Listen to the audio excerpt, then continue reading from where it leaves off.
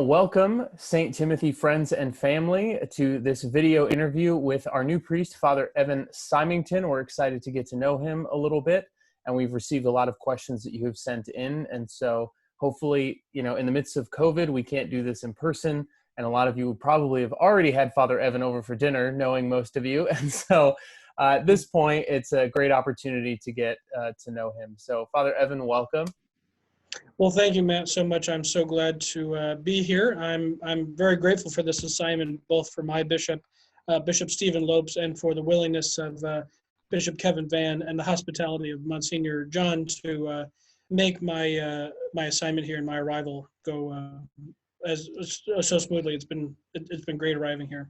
Good, that's wonderful. And for those of you who don't know me, my name is Matt Zemenek. I'm the director of youth and adult faith formation, adult and youth faith formation. My title's changed so many times. Adult and youth faith formation, yes, yeah. At St. Tim's. And so I'm happy to be here with all of you as well. I'm really just going to be in the background asking the questions. This is about us getting to know you, and I'm excited to do that. So figured we could start with some fun questions. Let's start with, what's the best book that you've read recently? That's a great question. And actually, very, very recently, I just picked up this book, An Immovable Feast. It was written by one of my classmates that I went to, the Anglican Seminary that I went to. I've been enjoying it because, well, one, I enjoy Tyler Blansky as the author, his writing style. But the other interesting thing is that it's sort of a description of his life and his journey, but it's sort of like with the opportunity as me as a fly on a wall to remember the things that went on. So it's very interesting. It's printed by Ignatius Press, but it's An Immovable Feast, How I Gave Up Spirituality for a Life of Religious Abundance. And it sort of tracks Tyler's progress and conversion from kind of evangelical Protestantism into Catholicism now. But a significant aspect of the book is on our time at Nashotah, because Tyler and I attended the seminary together, and so it was very fascinating to read both his writing style, but also kind of get that little bit of an insight from his perspective on some of those memories I have. Another book that I've read recently is In Sinu Jesu. This is a book that was written by an anonymous Benedictine monk, and it's entirely the meditations and the journal of a priest spending time in adoration of the Blessed Sacrament. It's a bit more kind of written for priests, but it certainly is something that any layperson could pick up and really appreciate. One of the downsides with An Immovable Feast is it has a lot of kind of inside knowledge about Nashotah House, issues within the Anglican Church, the Episcopal Church, but it's also just enjoyable to read because the prose and the poetry is good. That's awesome. Do you make an appearance in that book? I have not yet seen my pseudonym pop up. All right. Well, we'll anxiously await. Well, these also have to do with books, and these questions come from someone I know who is a book nerd of sorts. But Harry Potter and Lord of the Rings have these questions have to do with. So do you know your Hogwarts house from Harry Potter? That's, I never took the like online quiz, I guess. So I don't formally know, I guess. Really, everybody sort of knows the difference between Gryffindor and Slytherin, but I wouldn't say that I really know too well. So I have a question I can ask you to determine immediately what it is, okay? Yeah. So this is like a situational question. So you are in a situation where you have a table with only 7 chairs. 10 people are there, they're hungry, and they want to eat a meal. But everyone needs to eat at the same time and in the same way. You have a table, only 7 chairs. What do you do?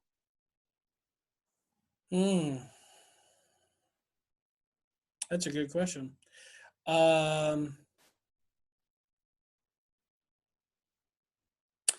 Yeah. So it's your first instinct. Like, what was the first thing you thought of? I suppose you could kind of lower the table or put it on the ground some way so as everybody could sit on the ground and eat at the table. Okay, so that is the Hufflepuff answer. Something along Okay. those lines, yes. So Yeah. everyone gets to eat in the same way. So Yeah. the Ravenclaw answer is find 3 more chairs. Mm-hmm. The Gryffindor answer is have a competition, and the best ones will get to eat. And then the Slytherin is just get rid of 3. So send those 3 away. yes, which is funny that those Gryffindor and Slytherin's answers are kind of similar. But anyways, and then when it comes to Lord of the Rings, do you have any idea what type of character you would want to be in Middle Earth or in that series? Well, of course, Shadowfax immediately comes to my mind. No, Oh, really? Show us the meaning of haste. But no, yeah, it's a good question. I suppose in one sense, the character of, so I guess of the people types, I mean, being a human, I know being human best, but the struggle of the dwarfs or the elves or whatever is certainly fascinating. But I think the character that I kind of find fascinating is Samwise, and how much he's just a level of steadfast support for Frodo, and to kind of be such a long-term, care and partner, and supporting, doing basically all this background work. Yeah, that's great. Awesome. Well, as I said, I know a lot of people who under normal circumstances from our parish would already have had you over for dinner at this point, but so they can prepare for the future. Do you have a favorite food? I could probably eat chicken every day of my life. Really? I could probably have chicken in almost every way that it's prepared, but I always love a really good steak and a glass of red wine. Pour a glass of Cabernet Sauvignon, have a nice steak, but chicken is always a good, reliable thing that I could almost eat in any possible form of it. Nice. Some more favorites. What about a hobby? Is there something that you like to do to occupy your time? All the free time you have as a priest in the middle of a pandemic. I do have to admit, it's been one of the things that I've felt very guilty about in the early life of my priesthood, because I've now been ordained a priest for 3 years. But over the course of that time, I've really not been as intentional to keep my hobby of playing soccer very active. When I was in Rochester, where I was first assigned for my first priestly assignment in Rochester, New York, there was not I wasn't able to find like an adult league or anything like that. So basically for the past 3 years, I've sort of let that hobby of, getting out, running around, playing soccer kind of fall to the wayside. But I played soccer from elementary, middle, high school, even a little bit in college, not at a like collegiate level, but played during the time of my time at college. So soccer is probably one of my greater hobbies. Of course, I just enjoy watching movies and hanging out with friends as well. Mm-hmm. Speaking of movies, what is your favorite? Oh, yeah. Such a hard question because there's so many genres. There are so, and it's hard to narrow it down to like one specific one. But I guess generally I kind of like the genres of really sort of like thinker movies. But of course the old standbys of Gladiator, Master and Commander. I kind of like Russell Crowe, Tom Hanks, Band of Brothers. I mean, that's Saving Private Ryan, and then the whole series of Band of Brothers is just a very well done movie. But unfortunately, I guess I'd probably have to say.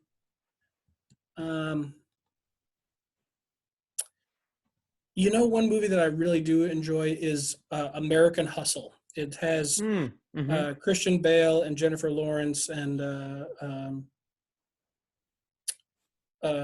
variety of other actors, but it's it was very well done, and I really love that that movie. Yeah, it's a more recent movie, I believe. Yeah. Yeah. What about a song? I know there's even more probably songs than there are movies, but any song or band or genre of music that you are into lately or that you favor more than others? Yeah, I've always kind of tended toward classic rock and roll. Hmm. I've always had sort of an interest in the bands like Led Zeppelin, Pink Floyd, The Doors, but more so recently, I've also gotten a bit into more modern and contemporary music, uh, bands like Daft Punk and kind of electronic stuff like that, but also some indie bands. Best song, though, I guess, in terms of secular music, um, yeah, it'd probably be a Led Zeppelin. It's hard to pinpoint because I love so many. Hmm. Uh, Kashmir is certainly one that's very kind of hard and driving and has a great bass line. Hmm. Fool in the Rain is another one where John Bonham plays some amazing drums. But for sacred music, I was actually meaning to look up the composer of this. But there is a modern or contemporary setting of Ave Regina Caelorum, Hmm. and it is so beautiful. But I found a video, or the first time I heard it was in Houston, Texas, where the um, the cathedral choir called Chorus Angelorum performed evensong, which is evening prayer Hmm. in the Ordinariate form or the English tradition. But they sang this setting of Ave Regina Caelorum, and it was hauntingly beautiful. And then I found it subsequently online on YouTube, sung by the Tabernacle Mormon Choir. So, Mm. but it really is a very beautiful setting of that. And Awesome. unfortunately, I can't remember who is the composer of the modern setting of it. Gotcha. Um, what about, you've talked a lot about, these, you touched on a couple of these definitive moments in your life and your journey so far. Is there something that you would consider one of the most joyful moments of your life? And who did you share that with? Yeah, yeah, most joyful moment. Yeah, I think, well, in the most sort of stock cliche answer, I mean, obviously my ordination was a significant moment uh, of almost kind of ecstatic joy because as you're standing at the back of the church and you're ready to process forward for this whole liturgy of the ordination, I was flooded with this range of emotions because one of the fascinating things about my process to my or my journey toward ordination was an element of feeling like a deep spiritual connection with the faith that my parents helped to foster in me as an Episcopalian, Hmm.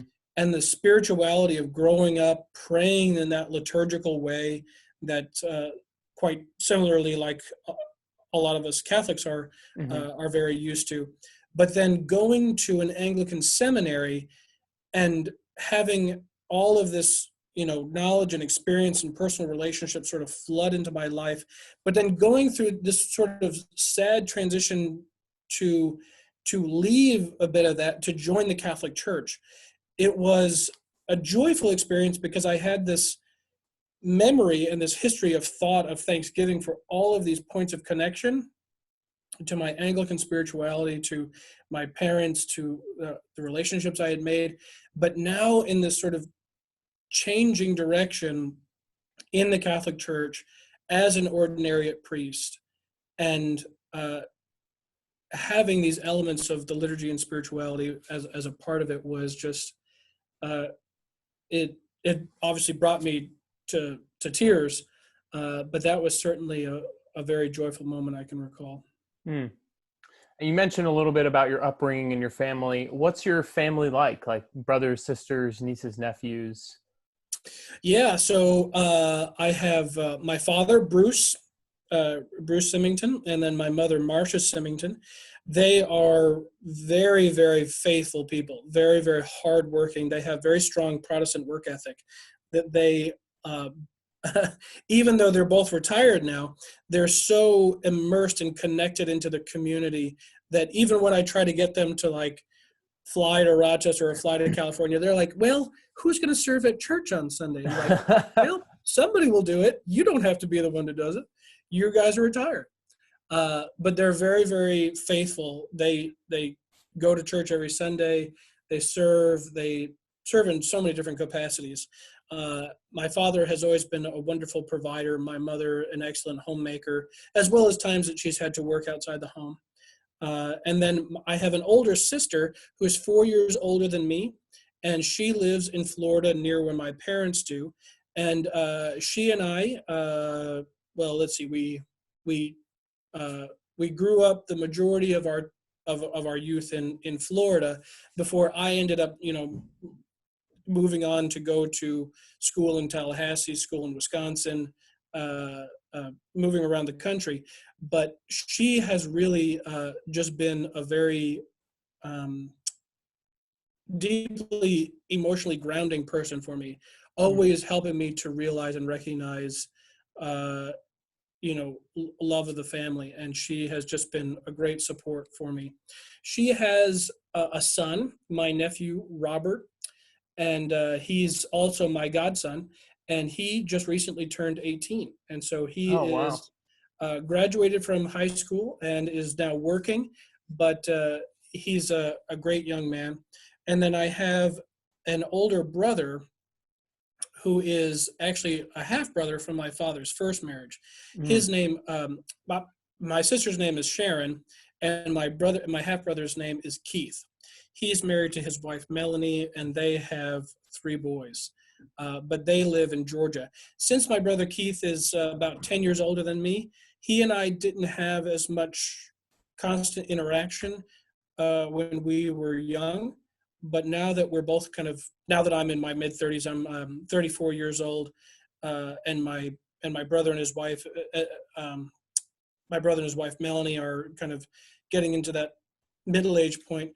I feel like we've really kind of grown and connected a lot more, even though we've been separated by such a long distance. Yeah. So that kind of makes up my nuclear family. And then I have family spread out throughout the country as well. Mm-hmm.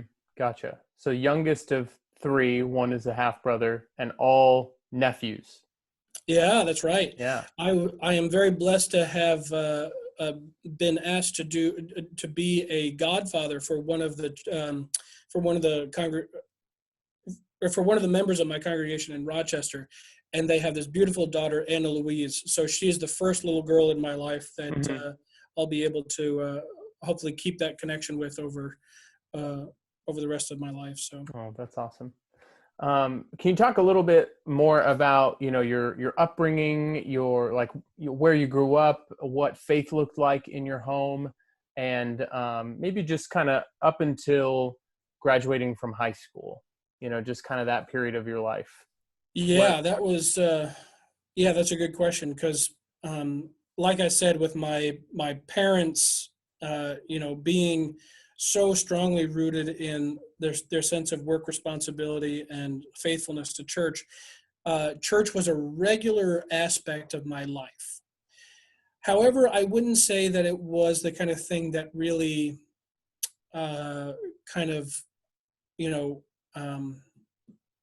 was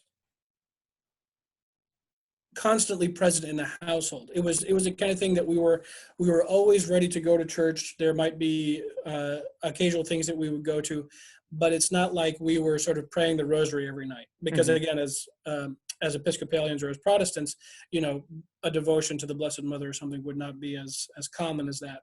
But it wasn't like we were praying family prayers, every night before we went to bed or something. We prayed at every meal, and that was something that we definitely made a point of doing. Every time we went to a restaurant, we would pray and have that public witness, which I remember doing.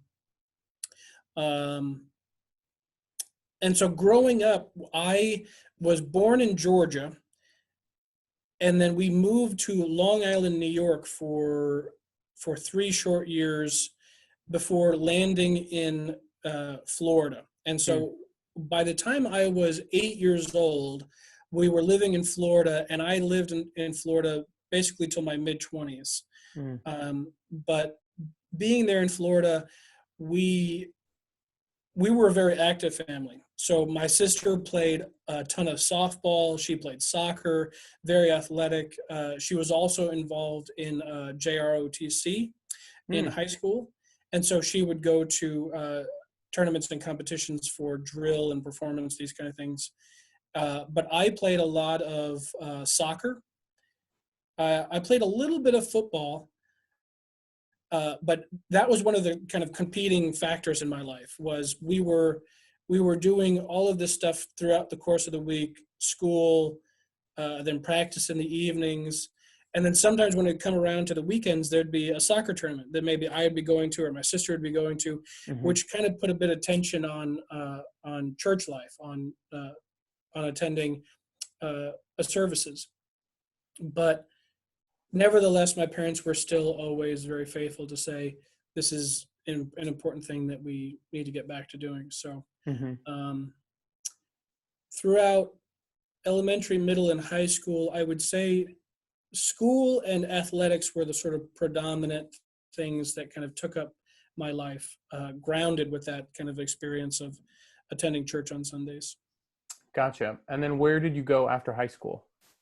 So after I graduated from Lakewood Ranch High School, go Mustangs, in Bradenton, Florida, I moved to Tallahassee, Florida, where I went to Florida State University, and was enrolled in summer classes in 2004, and then graduated in December of 2008. So I spent those 4 years in Tallahassee, and then remained in Tallahassee for an additional 3 years until I chose to go to seminary. After I graduated from Florida State, where I did a dual major in philosophy and religion, I went to an Anglican seminary that I think I referred to earlier. Yeah. And so that was after those 3 years you stayed in Tallahassee. Yeah. So I did the 4 years at Florida State, worked at doing maintenance and kind of manual labor type stuff in Tallahassee for about 3 years, and then went off to the seminary in Wisconsin. Gotcha. So what, made you decide philosophy and religion at Florida State? Yeah. That was certainly not the thing that I went to Florida State thinking I wanted to do. I was probably a very naive young man going through high school and going off to college, because in one sense, I really didn't know why I was going to Florida State. I chose to go to Florida State, or I guess I should say Florida State was the only school that really accepted me to go to. But I went there thinking that I might want to one day become a massage therapist or a masseur. But the funny thing about becoming a masseur is that you don't have to go to a 4-year college to do that. So I ended up going to Florida State and thinking, well, maybe if I go into athletic training and sports medicine, I can get a bit of a heads up on my competition. So I can learn the side of sports rehabilitation or other kind of physical therapy elements, and then get that advancement in massage therapy to help people in that kind of way. Well, as you could probably guess, not knowing why I wanted to go to Florida State and thinking about maybe becoming a masseuse, didn't pan out. I got into my first year class for biology for majors, and I failed. I had to drop the class. Couldn't understand basic biology. Well, it was a bit more complex than basic biology, but it just did not connect in my mind. And it was a very troubling or fascinating time in my life, because up until this point, my time through elementary, middle, and high school, basically anything that I put my mind to, I did. I was able to make it on the soccer teams. I was able to, join the varsity soccer team in my freshman year. I was able to. I had joined the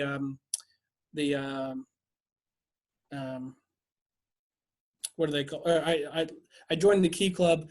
I made it on the Honor Society. Like I did kind of all these things, and it just sort of felt like, well, if you just put enough effort into it, it just happens. And one of the crazy experiences at Florida State was thinking about going and doing athletic training and sports medicine, and then having it all sort of like the ground beneath me sort of open up, and it just fell apart. It was sort of a real kind of identity crisis for me, of like, things don't always go the way you want them to. But it was in that vulnerability, it was in that awareness of it's not just going to happen for you, that I began to really think and appreciate, or ask myself the question of like, why am I here at college? What do I want to do with my life? What kind of things interest me? What makes my mind fascinated? What drives my heart to want to learn more? And shortly after I had decided to drop that biology for majors class, I was walking through Florida State's like campus bookstore and wandering the aisles of books there, and stumbled across the section on philosophy. I didn't know anything about philosophy because in the secular schooling that I went to at Lakewood Ranch, there was never, they had sociology, they had anthropology, they had a variety of different things, but there was not a philosophy course. And so I kind of picked this book up thinking, well, what is this about? And it was an introduction to philosophy. And as it turns out, I basically read through it cover to cover and found it very, very fascinating. So I ended up going to my guidance counselor and saying, I don't think this course of action to go towards athletic training and sports medicine is going to work out. I think I might want to go to philosophy. And I'll just go ahead and keep the religious minor that I was working on, religion, as my minor. And so this fascination grew in my mind to learn that the world had a particular logic to it, something that probably, again, the naivete that of my high school days, I just sort of assumed that things just happened, or they were structured the way they were because somebody told them to do it that way or whatever. But philosophy started to open to my mind the entire gift of the rational mind to think about the world in a whole different sort of way, and think about the way that it's structured and kind of stuff. By the end of the time that I graduated from Florida State, that whole progress of the pursuit of philosophy ultimately felt very unsatisfying, because it is something that can really expand your mind and love of wisdom and want to find new ways of thinking. But ultimately, philosophy is not something that's ultimately grounded in anything. In the pursuit of wisdom, or the love of wisdom, one could say that truth would be the grounding thing that all philosophies would sort of be oriented toward. But unfortunately, in this modern age, there's really become such a relativistic push toward defining truth as anything that you want. And so, or the difficult pursuit of philosophy is re-arguing your position to find the most convincing truth of the explanation of your position. But philosophy in that way felt very ungratifying.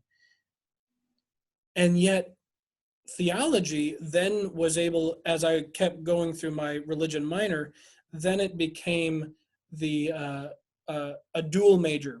I was able to have enough courses to get a dual major in philosophy and religion. And it was in theology that I found this grounding in Jesus Christ and this opportunity to recognize that because of the faith that we stand on, there are unshakable truths that cannot be argued away. Mm-hmm. And so philosophy then was just sort of the handmaiden of theology in that point. And so it kind of became a significant transition point for me to realize that philosophy kind of got me out of athletic training and sports medicine, but philosophy helped to lead me toward this desire to find in theology and in Jesus Christ this true grounding of faith and reason, of belief. Interesting. And that's so happenstance or coincidental that is really the course of study at the undergraduate level that people get in seminary, even though you weren't already in seminary, that you kind of like were getting your prereqs done, coincidentally. So, yes. Talk a little bit about that. What led you to discern the priesthood? Did you ever think about marriage? And then what led you to discern the priesthood and to go into the seminary that you did? Yeah. And I really actually greatly appreciate the point that you first made on that, because you were exactly right. One of the very, very funny things that I remember as I was facing this crisis of choosing not to pursue athletic training and sports medicine and choosing to go to philosophy, this thought actually came to my head. I said, well, if one day I ever want to become a Catholic priest, I'll at least have this philosophy major sort of done. Mm-hmm. But I couldn't tell you where that came from in my mind, apart from the grace of the Holy Spirit. Yeah. Evidently, God was giving to me a sense of an indication of a trajectory that was larger than maybe what I was cognitively aware of. That this pattern of the development of how His providence was drawing me and pulling me happened in, or at least in one sense in this particular case, of like this fascination of like, well, I guess if I ever become a Catholic, I'll have this done.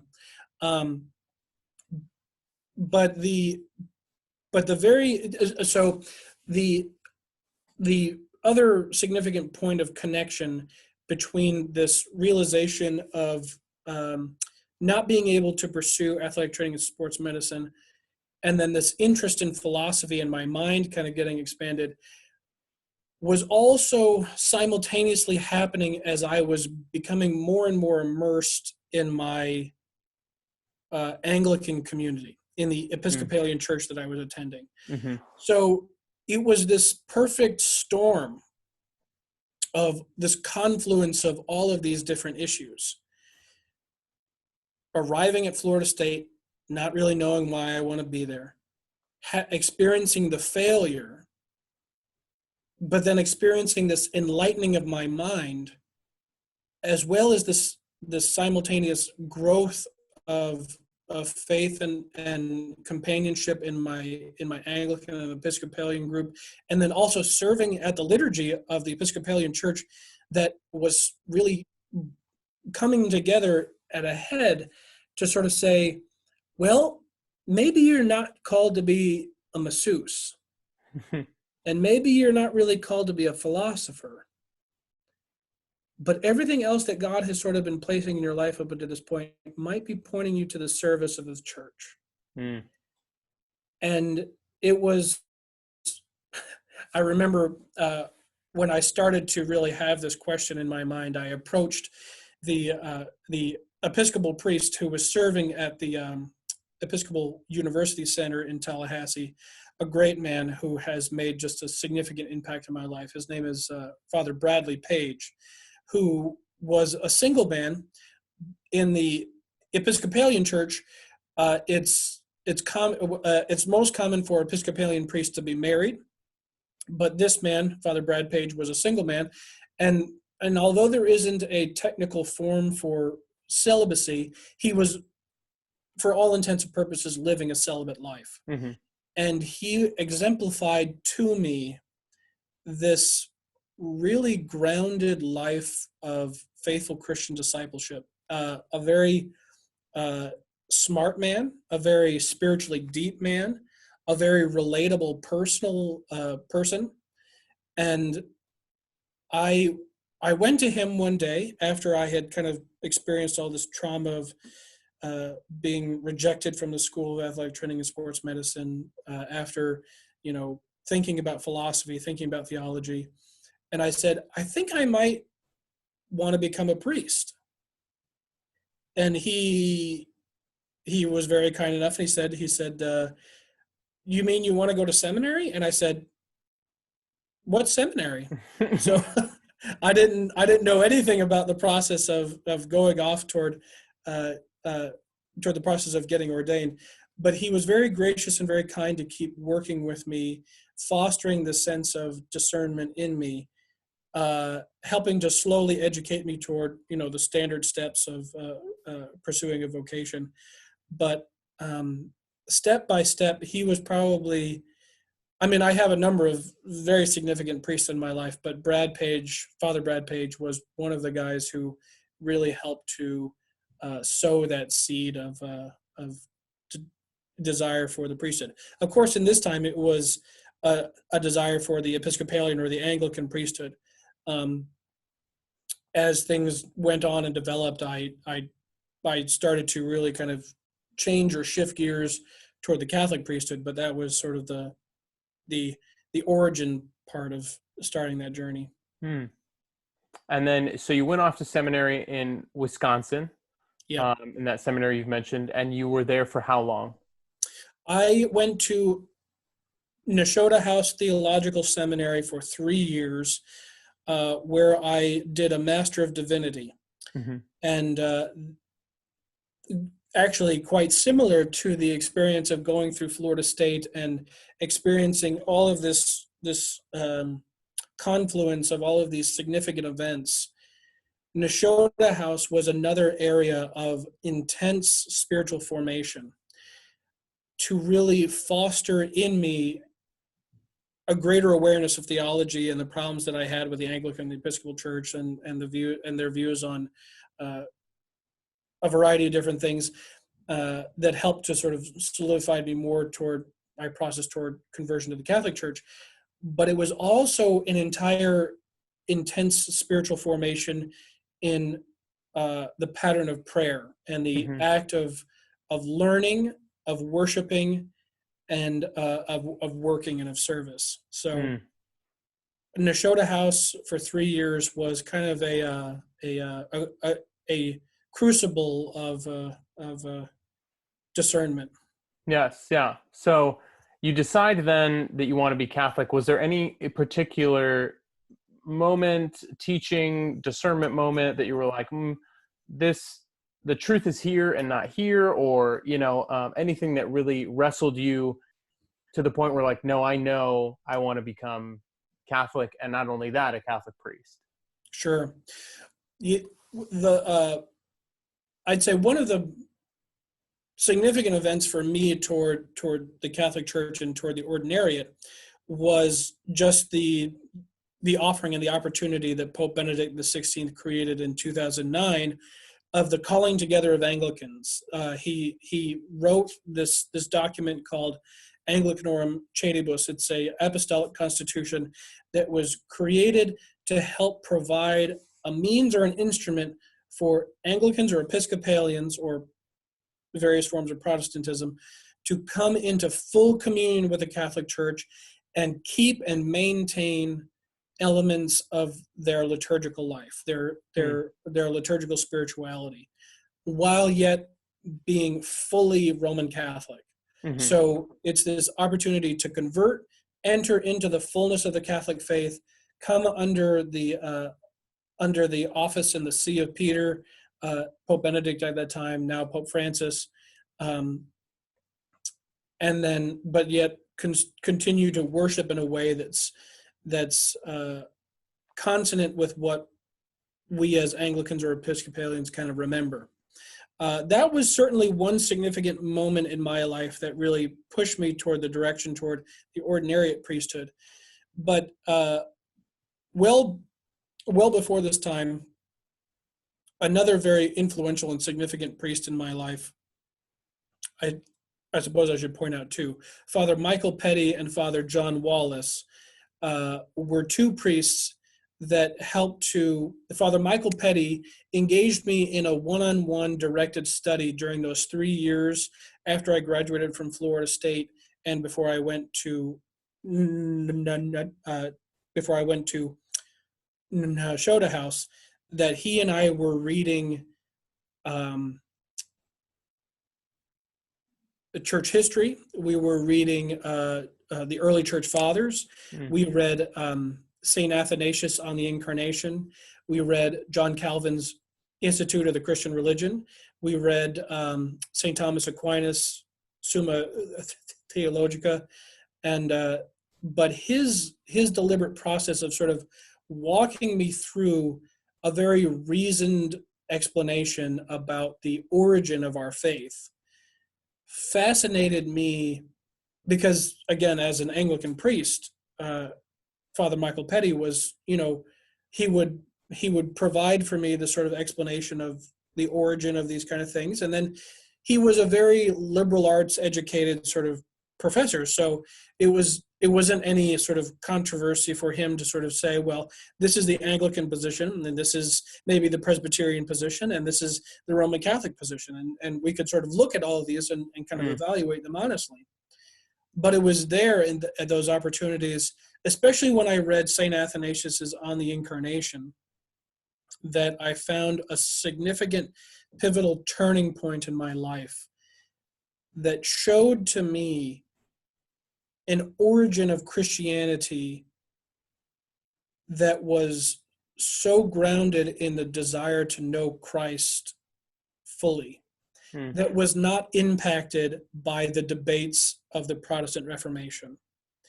It was such an early explanation about the Orthodox faith that St. Athanasius fought for, effectively against the world contra mundi, Athanasius contra mundi, but that he fought for, to argue and define the life of Christianity and faith in Jesus Christ as grounded in this seminal moment of the Incarnation. But the fascinating point about it was that it wasn't polemical. It wasn't like, well, those silly Romish, Catholics who have idolatry of the Pope, they believe this kind of thing, or those silly Puritans who are trying to, cut away every vestige of our religion. It wasn't playing into this sort of polemics. It was just, this is the faith that has been delivered to us and handed on to that was given to us in Jesus Christ and handed on to us from the apostles. And it pointed and it revealed to me this origin of the Catholic faith that is not interested in polemics. And it was probably the first start of realizing that theology can be grounded on something other than a debate between faith and faith and good works, or between one denomination and another. But then Father John Wallace was the other one who, as my college minister, I was kind of getting this heavy intellectual side from Father Michael Petty. Father John Wallace was immersing me in a community and helping me to sort of remain grounded, to say, it's good that you have these intellectual thoughts, but they have to matter and transform the pattern of your life. And that was something that he really helped to foster in me, was faithfulness and discipleship to Jesus Christ, and obedience in my life to sort of change certain things of, let's say, moral laxity in my life that I needed greater obedience on. So, gotcha. So then, when you decided to, you finished at seminary, at least you got your Master's of Divinity there, I assume. When you decided that Catholicism was a route for you, did you have to go through like RCIA and things like that before, or some kind of, I don't know of anyone who was a priest who pre-ordination, because you weren't ordained an Episcopal priest or an Anglican priest first. Like you'd completed seminary study, but you hadn't been ordained in any religious tradition. And so what does that look like for someone in that position to convert and then be ordained a Catholic priest? Yes, you're exactly right. I never received holy orders as an Anglican or as an Episcopalian, but I did go to Nashotah House and received a Master of Divinity, so that I had that level of education and that experience of knowing and realizing the theology and all the sort of sacraments and all the sort of canon law stuff, but never went on toward that kind of natural pairing partner of ordination. Mm-hmm. So when I left Nashotah House, one of the places that I found that was a very young, hip, exciting area, just a town, was Greenville, South Carolina. And they also simultaneously happened to have had a Ordinariate congregation there, St. Anselm's Catholic Church. And that congregation, so I moved to Greenville without any prospect for work, or I didn't really even know anybody. Well, I knew one person in Greenville, South Carolina, but I didn't have any prospects for a job. I didn't know where my theology degree was going, or where my philosophy and religion and my Master of Divinity was going to take me in the secular world. So I went to Greenville, South Carolina, and went to this local Ordinariate Catholic community, and sort of showed up one Sunday, and I said, "Hi, everybody! I just graduated from Nashotah House. I want to become an Ordinariate member." And they were all just kind of like, "Oh, great!" Or like, "Why are you here?" Or like, "How did you end up coming here?" Sort of thing. Mm-hmm. So it was a little bit. It's another area where I can recognize God's providence was helping to guide me safely through this process, because, like I said, I didn't know why I was going there, or who would be there to greet me, or what kind of work I would do. And yet, nonetheless, this community of the Ordinariate received me. And Father John Chalmers, a priest of the Ordinariate, one of my brother priests, he was very kind to work with me, because the process for somebody who has been baptized and has experienced faith in Christianity, maybe in a form of Protestantism or some other form of Christianity, and they have gone through this experience, but they feel as though they desire to be received into full communion of the Catholic Church, it's technically not appropriate to put them through RCIA. Mm-hmm. Because RCIA is the training for somebody who needs to be catechized from the beginning, the origin of, or the entire explanation of the Christian faith. Mm-hmm. So Father John Chalmers very graciously worked with me, recognized that I obviously knew my faith fairly well, having gone to seminary and these kind of things. So he worked with me to help me be very clear that I knew that I was joining the Catholic faith because this is a desire that I had to be in union with Christ and his church.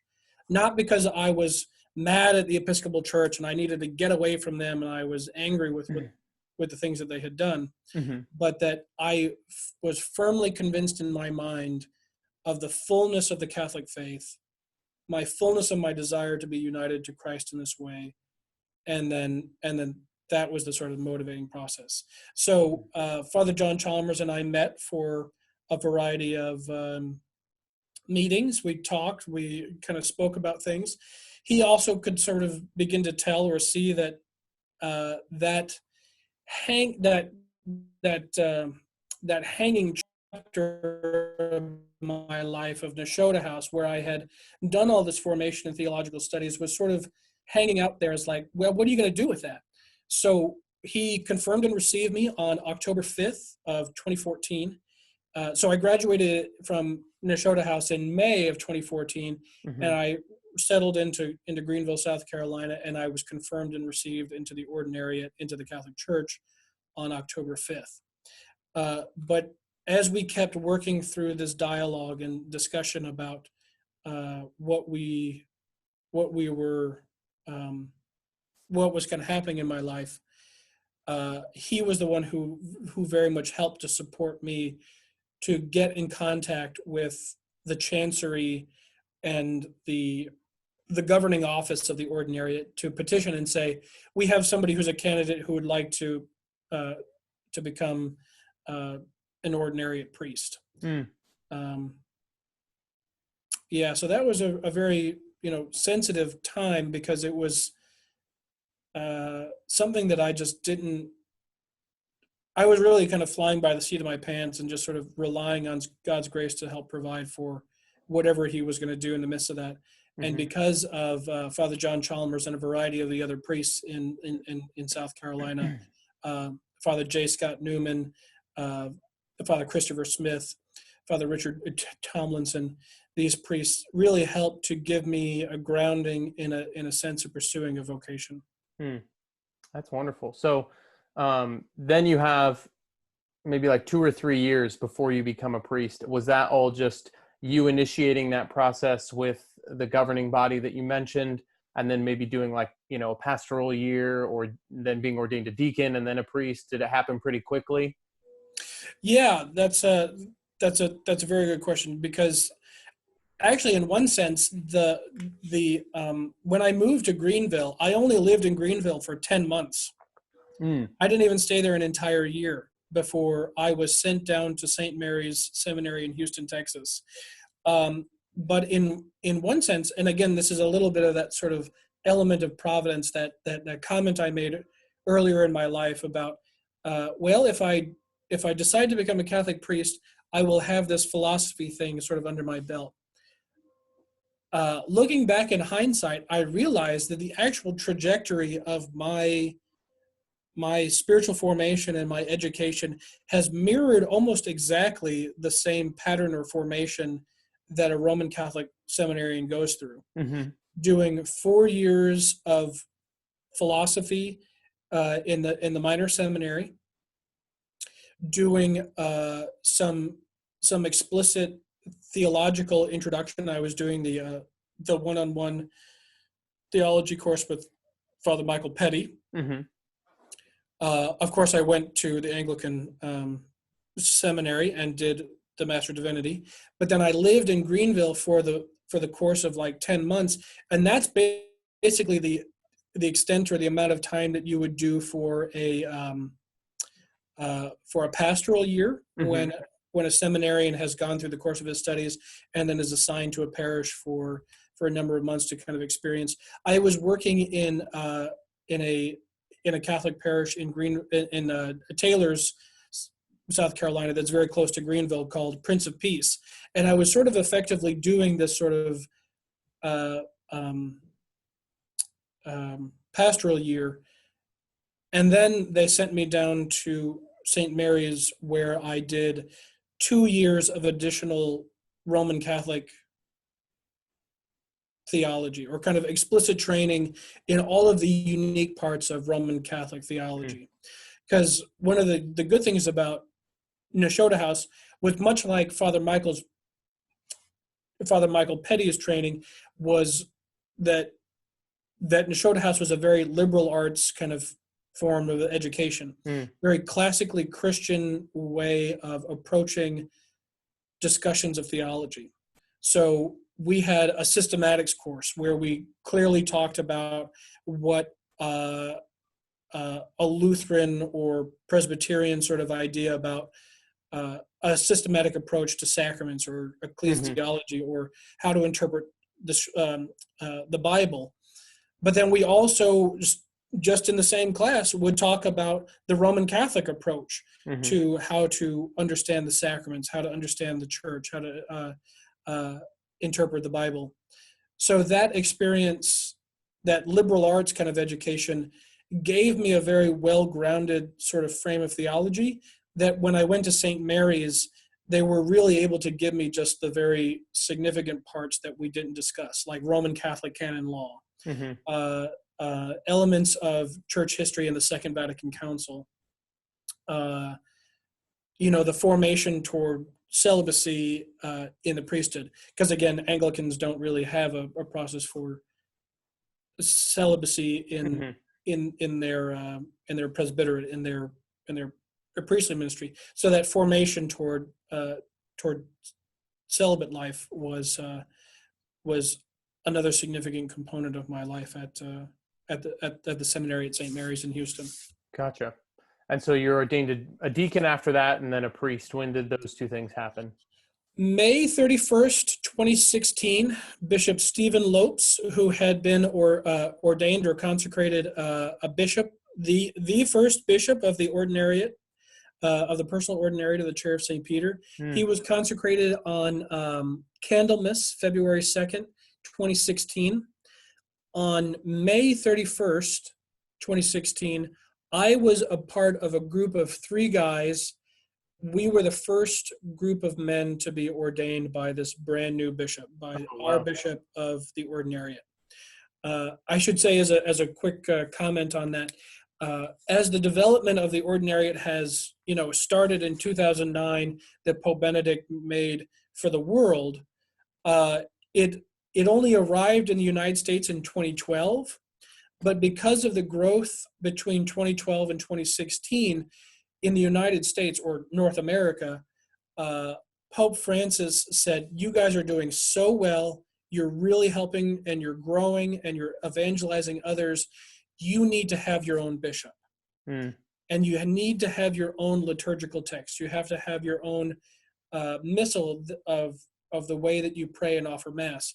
So in 2016, we received our missal, which is called Divine Worship the Missal, and we received Bishop Lopes. And these two events were very, very significant moment in the continuing life of the Ordinariate, because probably for a lot of people, there was sort of like a question of like, is this really going to last? Is this really going to make any difference? Or is this just going to be something that was a flash in the pan and it'll die off in a generation? But because of the willingness for Pope Benedict to initiate it, but Pope Francis to continue to see the evangelistic mission that the Ordinariate has, they gave us this, the Holy See gave us Bishop Stephen Lopes as our bishop. And he's the first bishop of the Ordinariate. So I was ordained on May 31st, which is the feast of the Annunciation. Feast of the Visitation. I'm sorry, I misspoke. When Mary goes to greet Elizabeth, and then I was ordained to the priesthood a year later on June 29th, the feast of St. Peter and Paul, in 2017. Awesome! Wow. So I want to organize this a little bit for some people. The Anglican, Episcopalian, and Ordinariate piece. So Roman Catholicism, we know Roman Catholicism, those of us listening.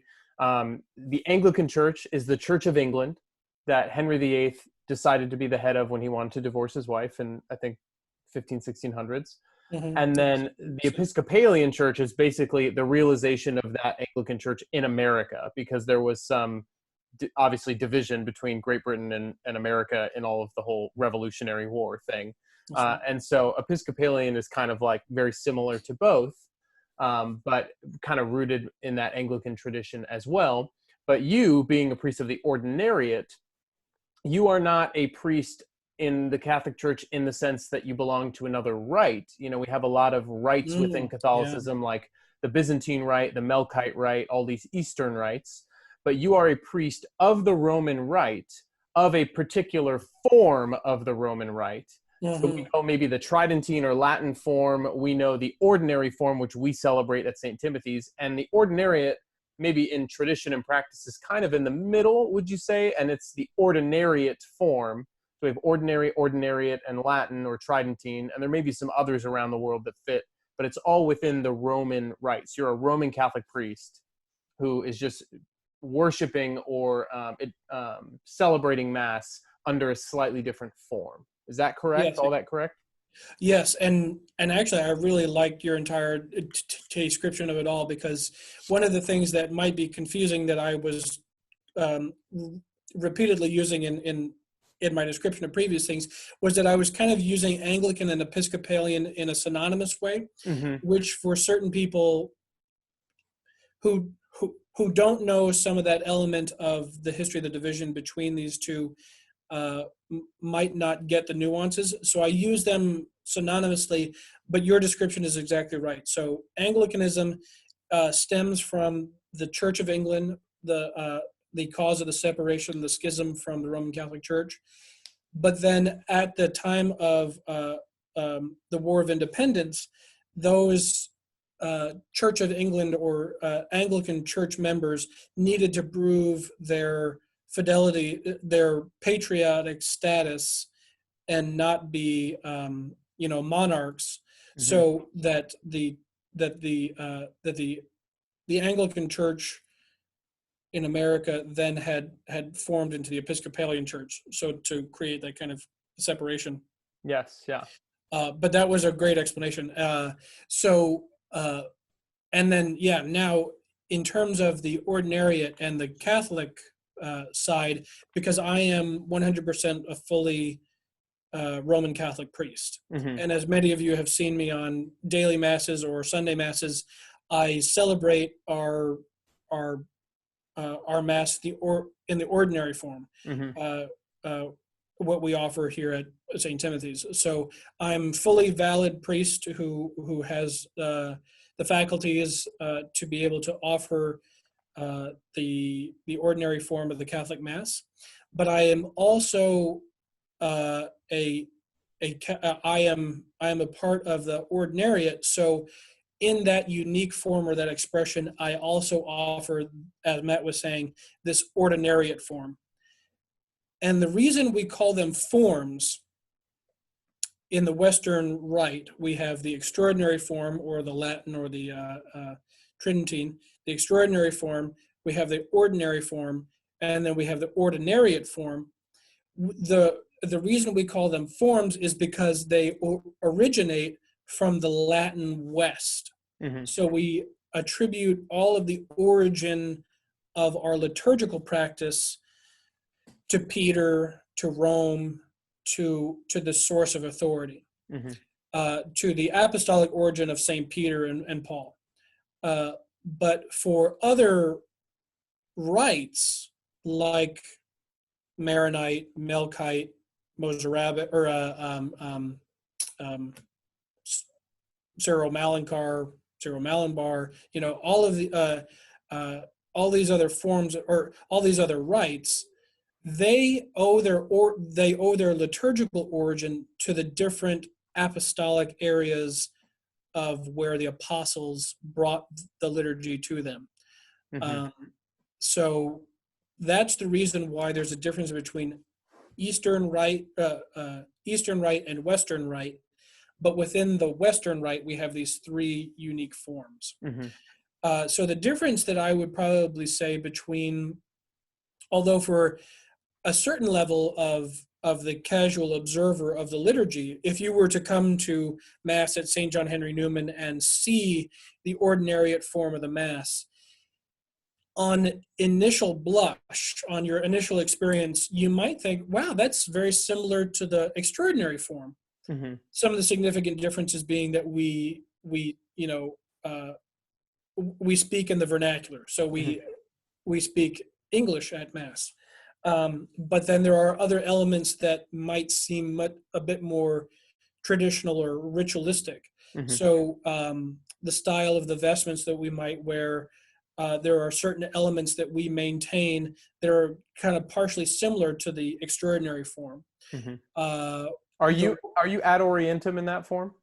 That's correct. So that's also one of the things that can be a particular expression of a person who just sort of sees what's going on, might say, wow, that looks a lot like the extraordinary form, because the priest is facing toward the altar versus the priest standing kind of behind the altar and facing everybody. And there are good theological reasons for both approaches to that style of worship, but that is one of the areas or ways that you might kind of immediately see kind of a point of connection, say, oh, that actually kind of looks like the extraordinary form. But the fascinating thing about the ordinariate form is that in a purely historical sense, the ordinariate form predates or pre-exists the extraordinary form, in the sense that after the Council of Trent, there was a specific declaration that this is the liturgical form that will unify the Latin West.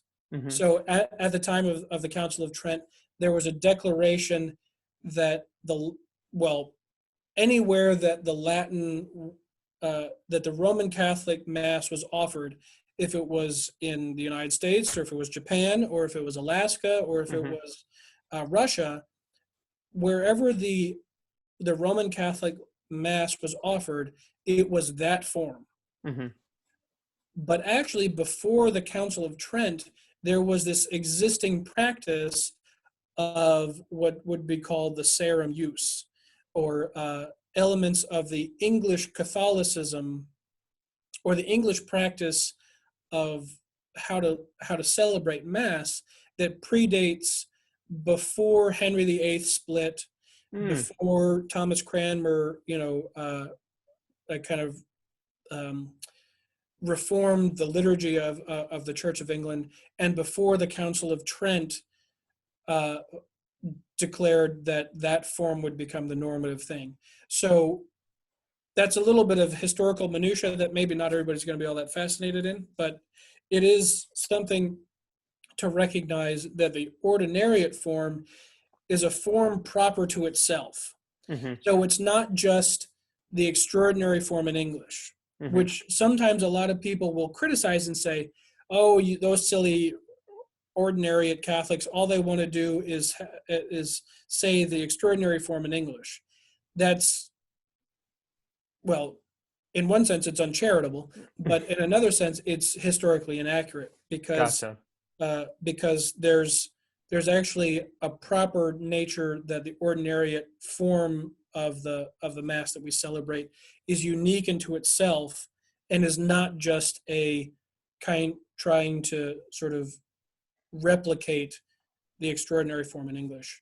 But the beautiful thing that helps to connect all three of these forms is that the ordinariate form would be immediately recognizable to so many ordinary form Catholics, because it follows the same pattern. You come in, you enter, you have the introductory rites in the name of the Father, Son, and the Holy Spirit.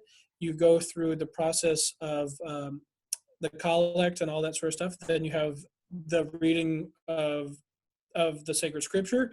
Then you get into the liturgy of the Eucharist. So it would be something that any ordinary form Latin Rite Western Catholic would be able to recognize, but the only difference would be some of the content of the prayers that we and the kind of position that we put them, that might be a little bit like, that's very similar, but that's not the same way that we say it at St. Timothy, sort of thing. Yeah. And then hierarchically within the Ordinariate, it kind of operates like Eastern rites do in the United States, or like a religious order would, that you have a like eparchy, or like an area. And so for the Ordinariate, the whole area is the whole country. And so Bishop Stephen Lopes is the bishop of the whole Ordinariate for all of the United States. Kind of like, a small religious order would be, or an Eastern rite would be in the United States that was growing.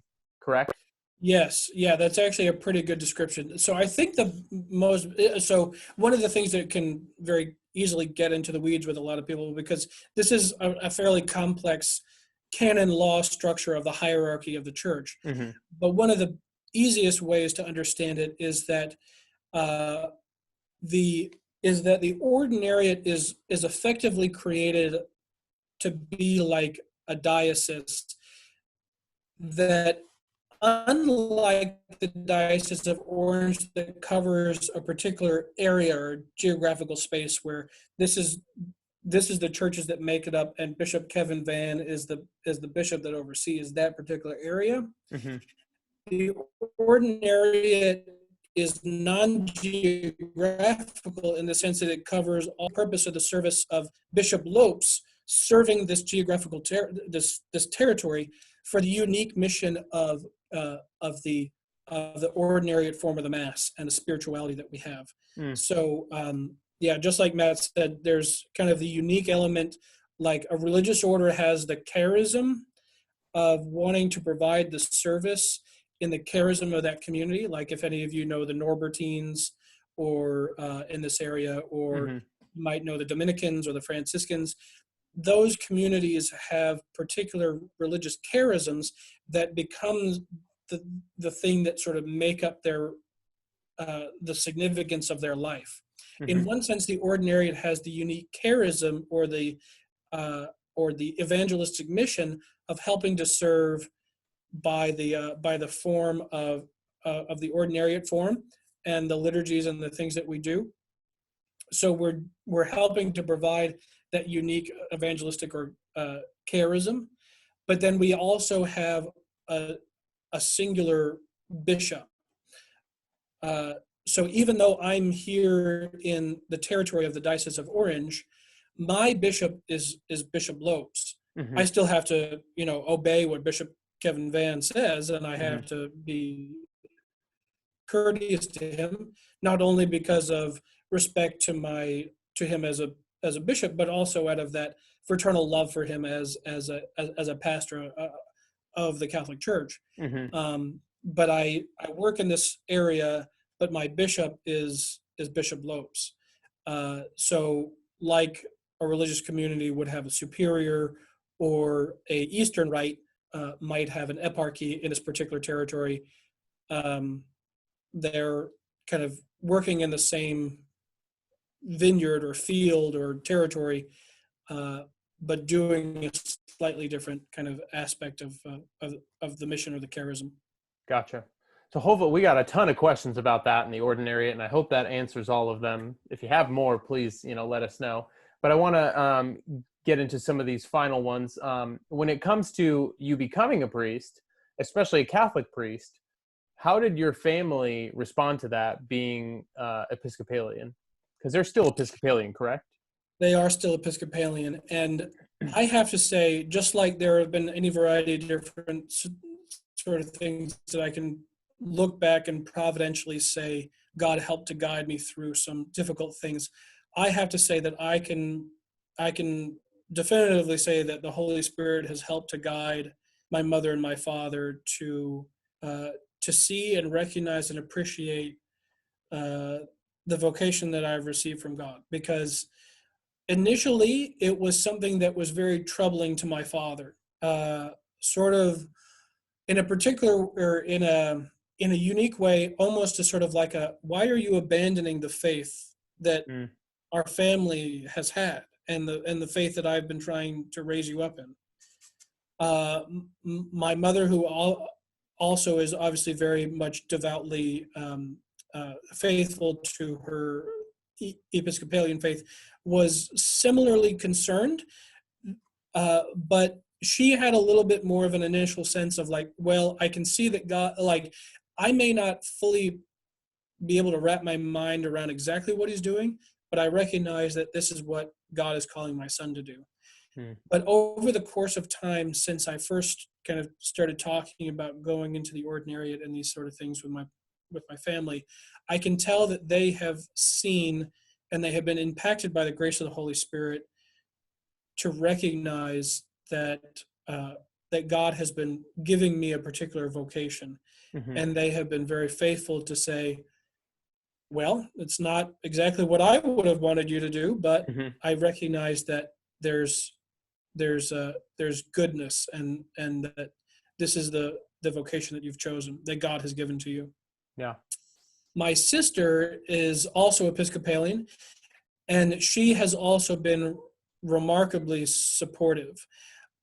She has come to my ordinations and has supported me, and my godson, my nephew Robert, has also been very present. And so, again, maybe in one sense they might say, well, I don't exactly know specifically why you'd want to do this, but nonetheless, they are very receptive to me, and knowing that this was an important choice for me to do.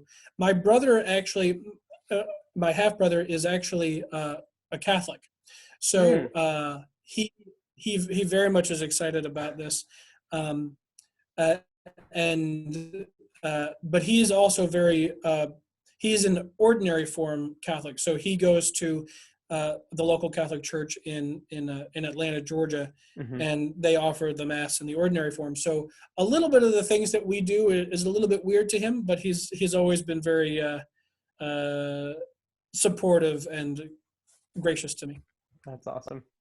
What have you loved about being a priest these past 3 years, and what's been the most difficult part? The difficulty of the priesthood is certainly a particular element of loneliness. So I guess there's kind of two ways I could answer the element of the difficulty. There's the spiritual side and the emotional side of the difficulty of becoming more and more aware of my own priestly identity, who I am as a celibate man, that has particular elements of loneliness that, the response to that obviously is devotion to the Lord, returning to prayer, adoration of the Blessed Sacrament, communion and connection with my brother priests. That is a particular element that is difficult. And in certain ways probably has been something that has been challenging from a emotional standpoint. But again, returning to prayer, returning to the sacraments, to the regular offering of Mass, a holy hour, but also this communion and connection to my brother priests, and communion and connection to the faithful in my congregation, help to provide that emotional comfort and consolation of, yes, I am a single celibate male. I do not have a wife or children, but I still have these amazingly deep personal and emotional connections to people that I wouldn't have with a wife, or I wouldn't have if I was a married man to this family or to other people. So there's a kind of a spiritual or emotional element that was difficult, which fortunately, again, God has provided great graces and provisions to really console me in that. But then there's also kind of the practical element, which is just the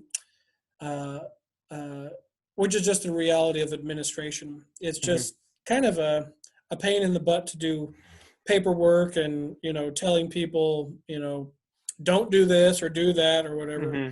So administration is one area that I wouldn't say I'm particularly gifted in, but I guess it's a difficult thing that you have to do. The great joy of the priesthood is a little bit of that is a little bit of the opposite side of the coin that I was describing with the emotional and spiritual loneliness of the celibate life, is that it's the opposite side of the coin to see and recognize the depth of intimate spiritual and emotional connection that you can create with people when you are called into a hospital room and you don't know the person at all, and yet they are so relieved to see you. That emotional kind of connection, because of the office of the priest, is so consoling in the emotional element of knowing that a person loves you and is so glad to see you.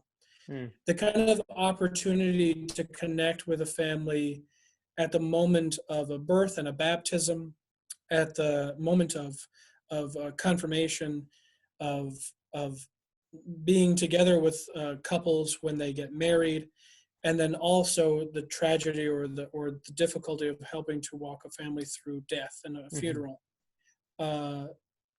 These are the ways that is the light side to the shadow side of the availability of celibate life. I don't have the specific element of a spouse, of one particular woman my bride, but I now have the bride of the church and this connection on the light side to go and connect with so many other different people at Mm-hmm. so many different points of their life. And one of the things that I definitely realized in the course of these 3 years is the profound depth of the emotional connection that is created with people, because you become their friend, but you also always have to be their pastor. Mm-hmm. And so it's definitely the most joyful thing to walk with a family and see the kind of growth that happens in them, and just be a partner in the midst of all of that stuff with them. Mm. The rest of our questions have to do with your move out here, and so I want to condense them a little bit, because some people were kind of confused. How do you go from Rochester, New York to here? And I think we kind of answered that based on the geographic boundary of the Ordinariate not being bound in the same way a diocese is. So for a diocesan priest, that would have been a huge transfer, but for you, it's still within the whole Ordinariate. And so you come to Southern California. So the questions I have about that: how were you? Well, first of all, had you ever been to California before?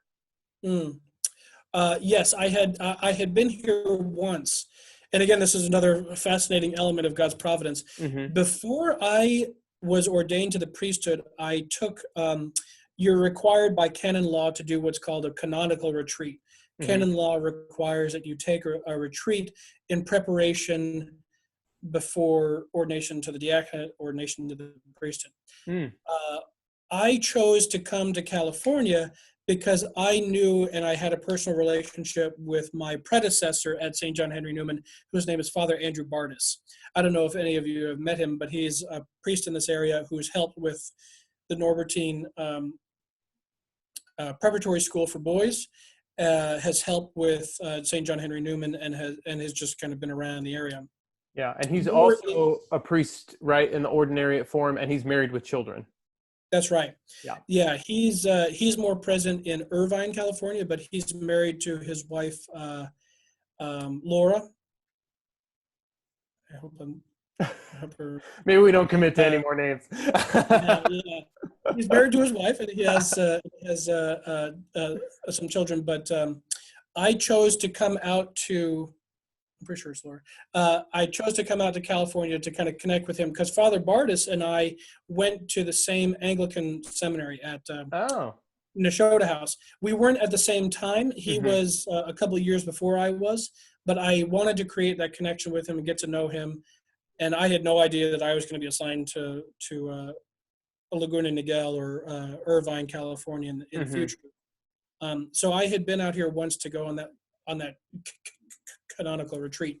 But one other point that I wanted to make sure that was very clear, because I think you did a good job explaining it, Matt, about the distinction of why I was sent from Rochester to California, is quite similar to kind of a little bit of the discussion that we had about religious life. Like if you are a Dominican priest, they have a mission that covers the globe. So if you're a Dominican, you hypothetically could be sent anywhere on the earth, or if you're a Jesuit, you could be sent anywhere to go and do your priestly ministry. The Ordinariate has a little bit more tighter focus that it covers North America, but I was sent from Rochester to California because there are 2 congregations here that I was serving. So I want to be very clear. I wasn't sent. I wasn't punished. I wasn't removed or just shifted around or anything. I was sent on a specific purpose of why I was here, and I wasn't punished. And that's interesting that you had already met the community that you're now helping. And so being in this diocese, you answer to your particular bishop to whom you look for the authority that then is under Pope Francis, all of these rights and forms and everything across the board under Pope Francis within the Catholic Church. But you also have permission and faculties from the local bishop to administer the sacraments in the Diocese of Orange. And part of that became this second position that you have with us here at St. Timothy's as a parochial vicar. And so, can you explain to people who may not be sure what that term means and what that role looks like here at St. Timothy's? Yeah, so I think your spiritual description of the of that working relationship is exactly right. In the entire structure of the hierarchy of the church, you know, Pope Francis, and then in terms of the Ordinariate, Bishop Lopes is directly under Pope Francis, that he only sort of responds to Pope Francis in terms of additional kind of oversight. Whereas like Bishop Kevin Van responds to the Conference responds to the Archbishop of Los Angeles, and then they respond to the Conference of Californian Bishops, and then they respond to the Conference of Catholic Bishops of the United States. This whole kind of structure for the Ordinariate, mine's more linear or direct. That Pope Francis, you know, if there's anything that we need to be educated or instructed on, or even, you know, God forbid, punish for or whatever, Pope Francis would offer that to Bishop Lopes, and that would be a direct element. So I have this relationship with Bishop Lopes because I was incardinated. That's the canon law term for becoming a priest of the Ordinariate. So he is my bishop. But then because of the working relationship because of the relative instability of Saint John Henry Newman, I can't just simply be assigned to Saint John Henry Newman and serve exclusively the needs of Saint John Henry Newman. We are a growing community. So Blessed John Henry Newman was formed in 2012, and since has grown and developed more. And then with the canonization of John Henry Newman, the community is now called Saint John Henry Newman. But that community still needs to grow a little bit more. So the working relationship to cover my salary and my remuneration and the housing of where I live and this kind of stuff, Bishop Lopes and Bishop Kevin Van were very kind to work out the situation that I would be assigned to St. Timothy's as a parochial vicar, live in the rectory at here at St. Timothy's, and provide some pastoral and sacramental ministry to St. Timothy's. About 30% of my time and 30% of my remuneration comes from St. Timothy's, and 70% of my time is meant to be focused for St. John Henry Newman, and my remuneration from my salary and benefits from St. John Henry Newman. So there's a little bit of the hierarchy, but then also this practical element of how do we take care of where I live, how much I get paid, these kind of things like that. And that's kind of the working relationship between St. Timothy's and St. John Henry Newman. And then for those who are familiar with other parishes in the diocese, there is a Saint John Neumann in Irvine, but that is a Catholic church, whereas Saint John Henry Newman, different saint and different community, which is a community of the Ordinariate in Orange County, that also happens to be kind of in the Irvine area, correct?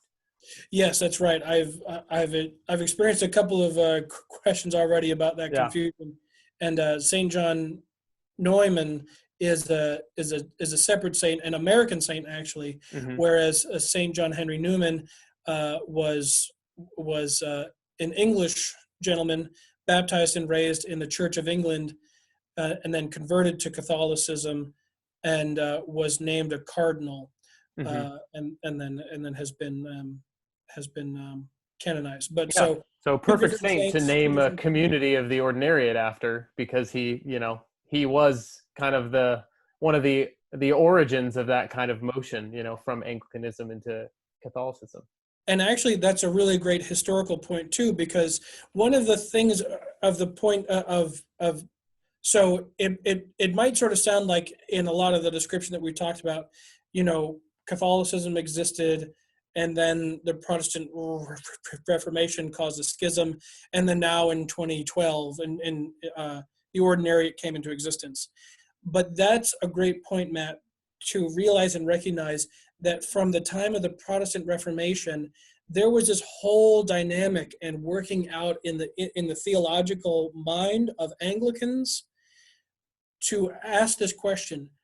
We have been separated from the Roman Catholic Church because of King Henry VIII. How do we work toward relationship? Mm-hmm. And John Henry Newman was one of those guys in the 19th century, about 1840s, 1850s, where he was writing and explaining to his brother Anglican priests to say, maybe we should, think about what it means to have bishops and what it means to celebrate the sacraments. What does it mean to sort of be in union with Rome? And so Father John Henry Newman, as an Anglican priest, was writing with some brother priests of the Anglican Church, and they were called the Tractarians, or the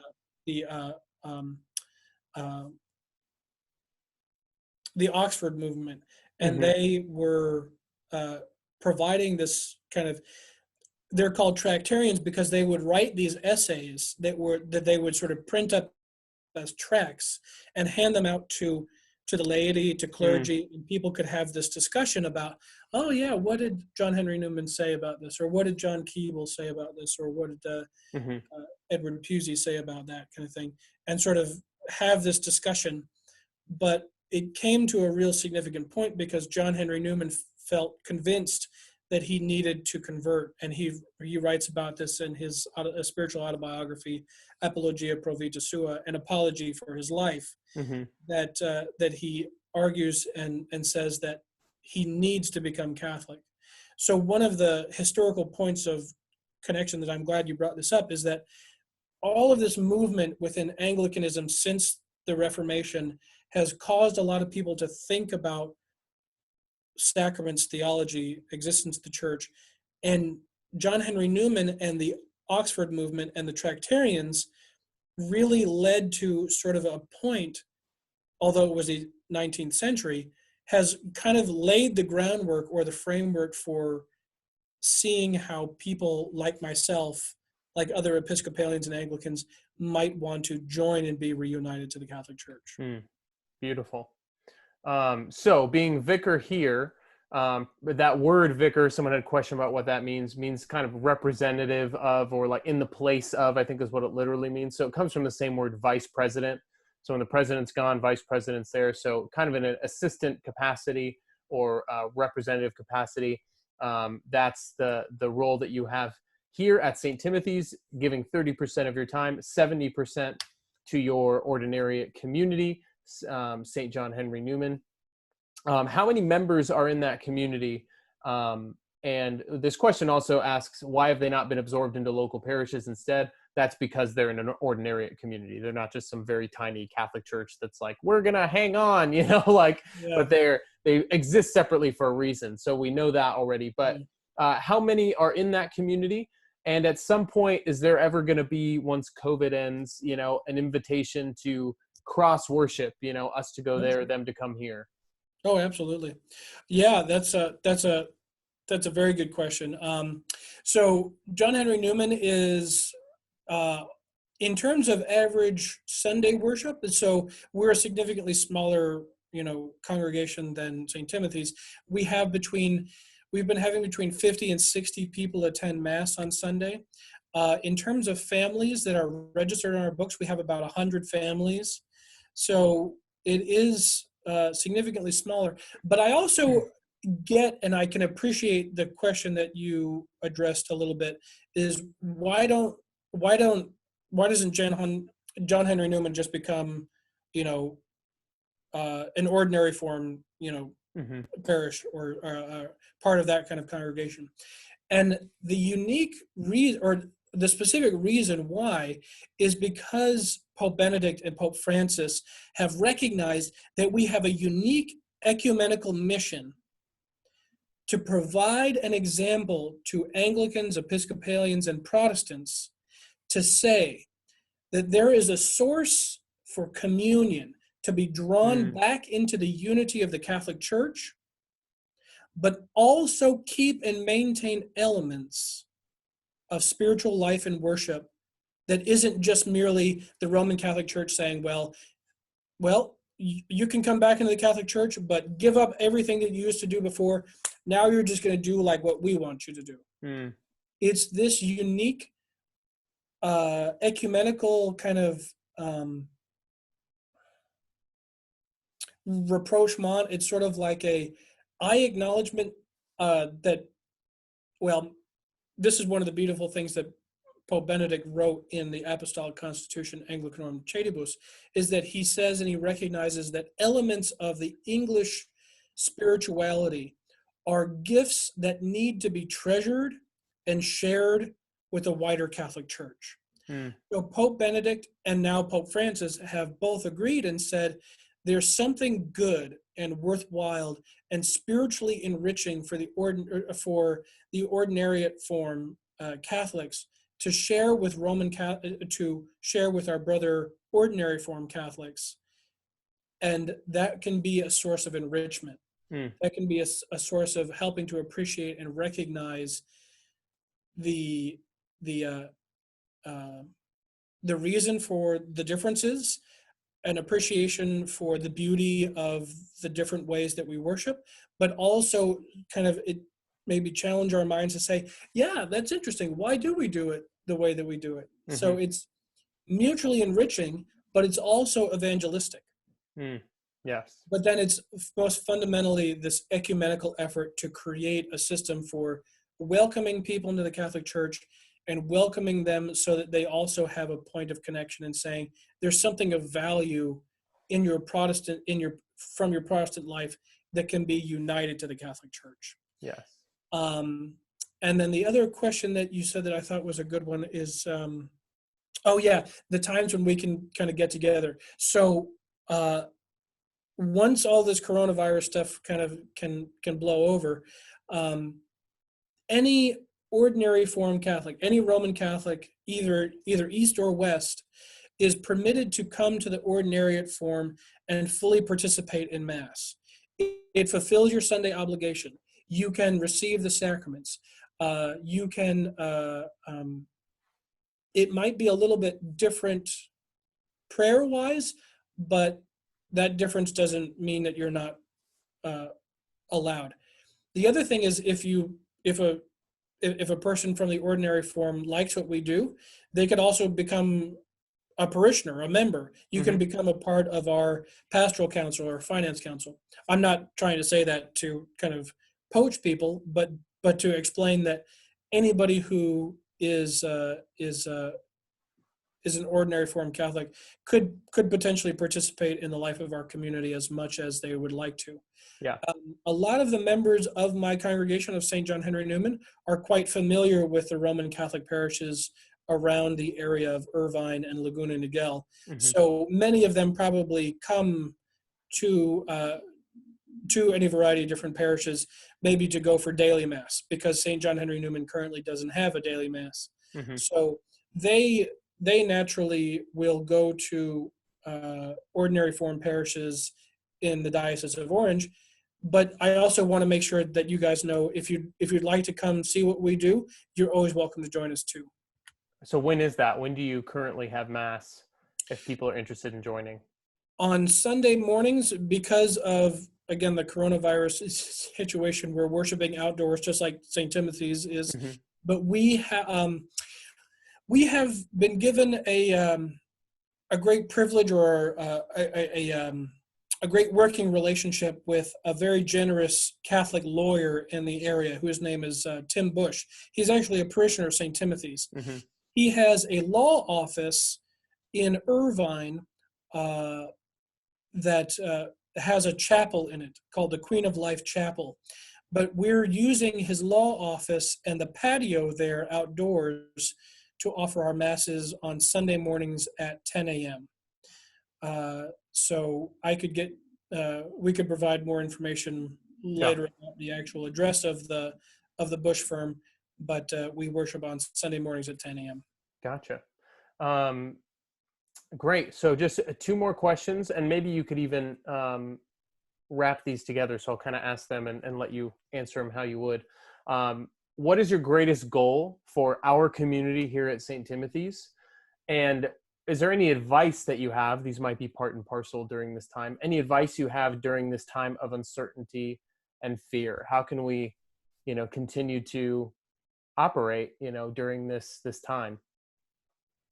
So both excellent questions.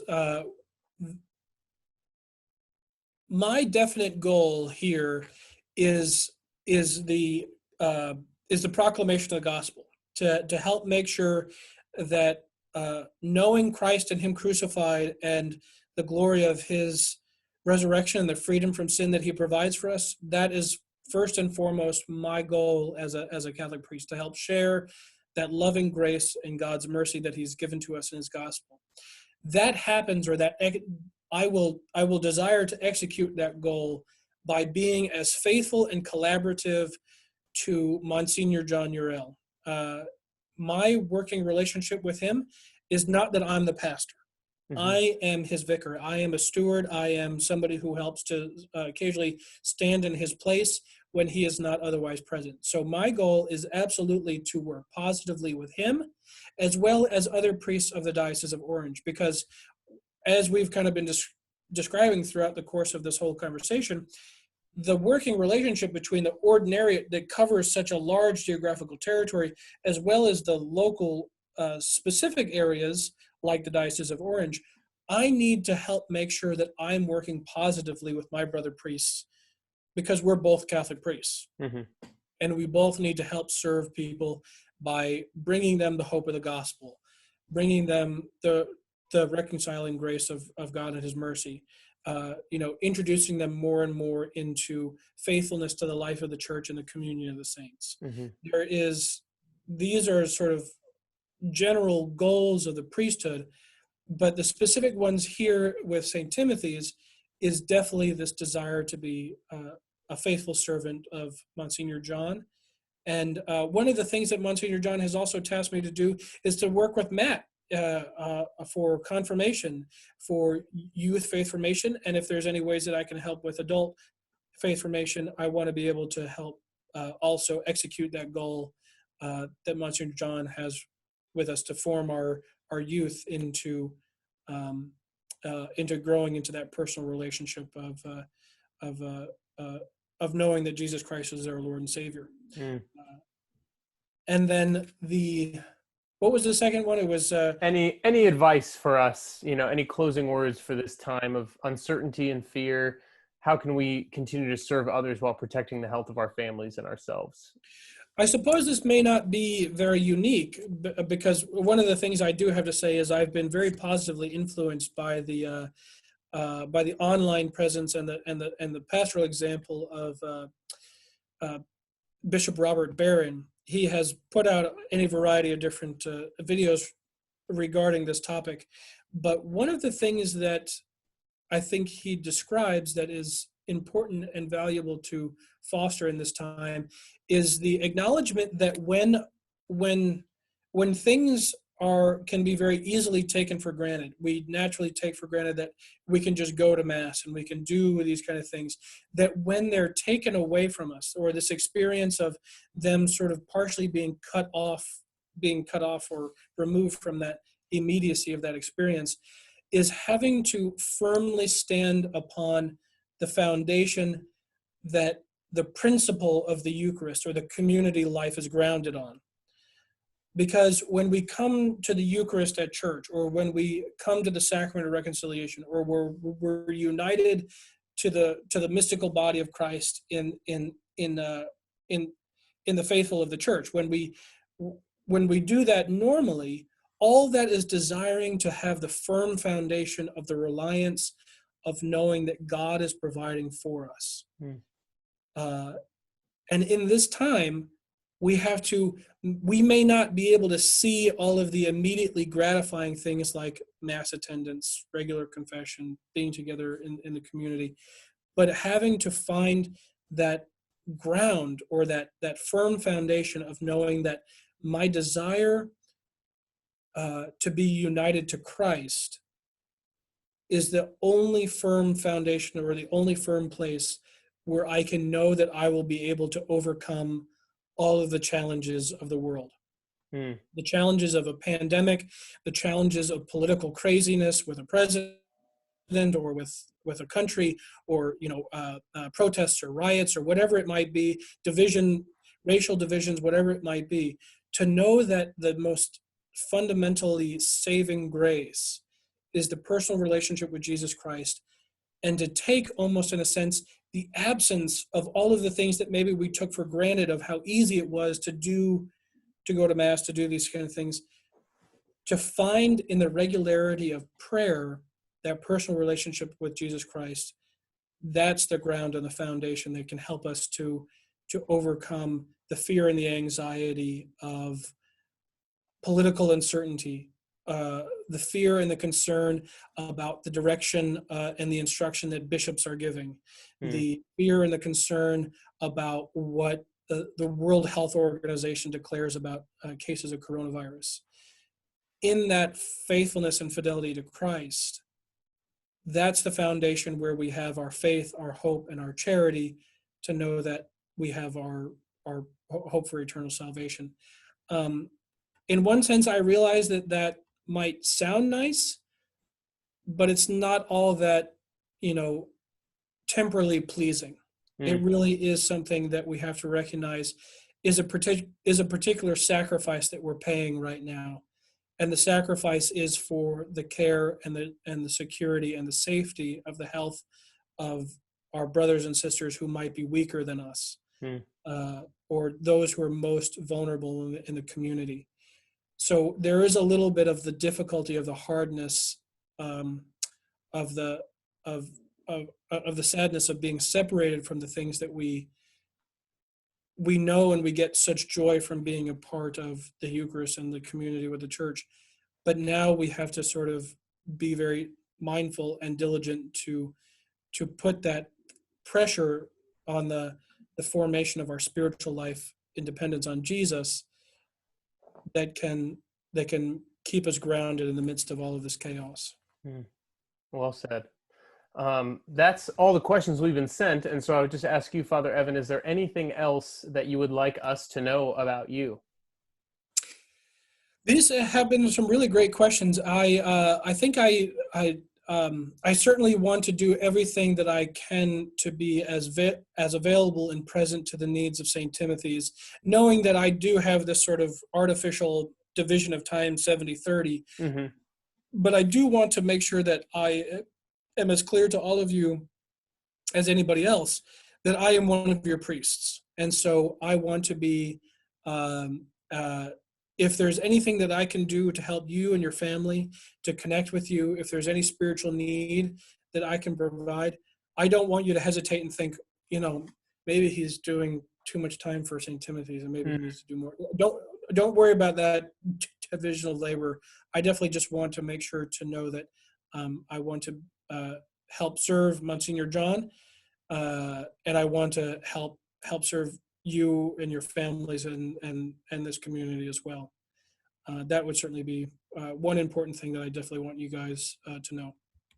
Well, thank you for that. And I very much look forward to working with you on confirmation, anything else that, life throws at us ministry-wise during this unique time, but very appreciative of your time and answering all these great questions from our parish. We're hoping to do the same thing with our new seminarian, Roberto. And so if you're watching this and you have any questions for him, I don't even know what he looks like yet. So, so if you have any questions for him, drop them in the comments, email them to me. But thank you so much, Father Evan, for your time and being with us. And thank you to all of you guys, because the questions that you asked really are excellent. And I'm so glad to have had this opportunity to share a little bit of my life with you in such a weird and extraordinary time as this. Thank you, Matt, for being willing to set it up. Yes, yeah. And so if you're watching this and you've made it to the end, thank you so much. Tune in to our website, st-timsrc.org, for the latest from St. Timothy's, our Facebook page to know about all of our other offerings as well. Until we see you again, either worshiping online or in person, have a blessed and wonderful day.